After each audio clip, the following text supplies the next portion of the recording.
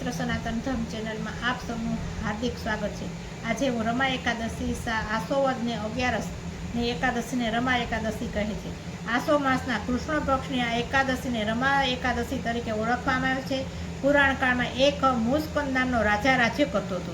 તેને ચંદ્રભગા નામની સુંદર પુત્રી હતી। આ પુત્રીને રાજાએ ચંદ્રસેન નામના રાજાના કુંવર એટલે શોભન સાથે પરણાવી હતી। ચંદ્રભાગા પરણીને સાસરે આવી।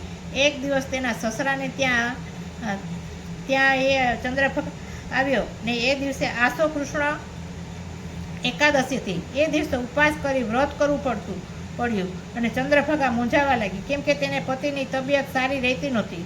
ઉપવાસ કરવા જેટલી શક્તિ તેનામાં નહોતી, છતાં એના પિતાએ શહેરમાં ઢંઢેરો પીટાવ્યો હતો કે એકાદશીને દિવસે કોઈએ કંઈ પણ ખાવું નહીં અને ઉપવાસ કરવો। શોભને પોતાના પત્ની ચંદ્રભગા સમક્ષ આ વિકટ સમસ્યા પ્રગટ કરી ત્યારે ચંદ્રભગાએ કહ્યું, હે પતિદેવ, આ એકાદશીના દિવસે મારા પિતાએ રાજ્યમાં કોઈ માનવી તો શું પણ પ્રાણીઓ પણ ભોજન આપવામાં આવતું નથી। જો તમે ભોજન કરશો તો આપણે અહીંથી ચાલ્યા જવું પડશે, માટે આજનો દિવસ દ્રઢ મન બનાવીને ઉપવાસ ખેંચી કાઢો। શોભને ઉપવાસ કર્યો, જેમ તેમ પીડા સહન કરીને આખો દિવસ પ્રસાર કર્યો, પણ રાત કાઢવી દોયલી હતી। તેને સખત ભૂખ લાગી હતી, તેના શરીરમાં અશક્તિ આવી ગઈ હતી, ગાત્રો ઢીલો પડવા લાગ્યા હતા, રોગે જોર પકડ્યું। આખી રાત વલખા મારતા મારતા તેણે સવારે પોતાના પ્રાણ છોડ્યું।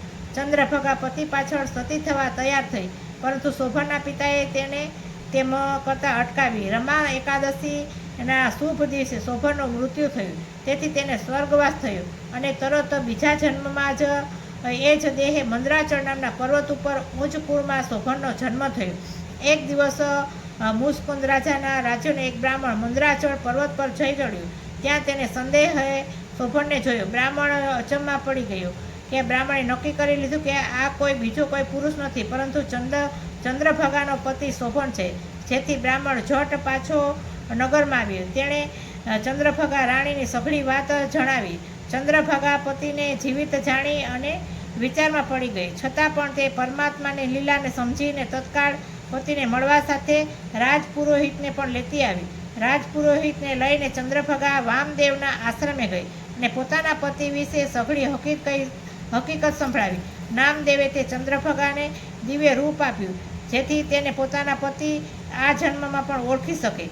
ચંદ્રભગાએ શોભનને જોયો, જોતાં જ તેને ઓળખી ગઈ અને શોભન પણ તે પતિને ઓળખી ગઈ। પતિ પત્નીનું ફરીથી મિલન થયું। આમ આસોવદ એકાદશીના વ્રતના પ્રતાપે ચંદ્રભગા રાણીને પોતાનો પતિ મૂળ રૂપે બીજો અવતાર લઈ ફરી પ્રાપ્ત થયો।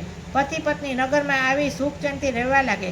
એક દિવસ યોગાનુગે આ વાત ફરી યાદ આવતા ચંદ્રભગાએ શોભનને કહ્યું, હે દેવ, મારા પિતાને ત્યાં હું માત્ર 8 વર્ષની હતી ત્યારથી આ વ્રતનું વિધિપૂર્વક હું શ્રદ્ધા અને ભક્તિ થકી હું કરતી હતી, જેના પુણ્ય અને ફળના પ્રતાપે મને તમારા જેવા પતિનો જન્મનો સાથ અને સૌભાગ્ય પ્રાપ્ત થયા છે।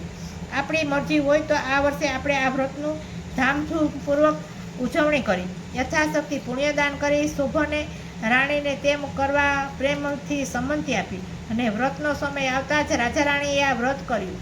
હજારો યાચકોને મોં માંગ્યું દાન દીધું અને પુણ્યશાળી થયા।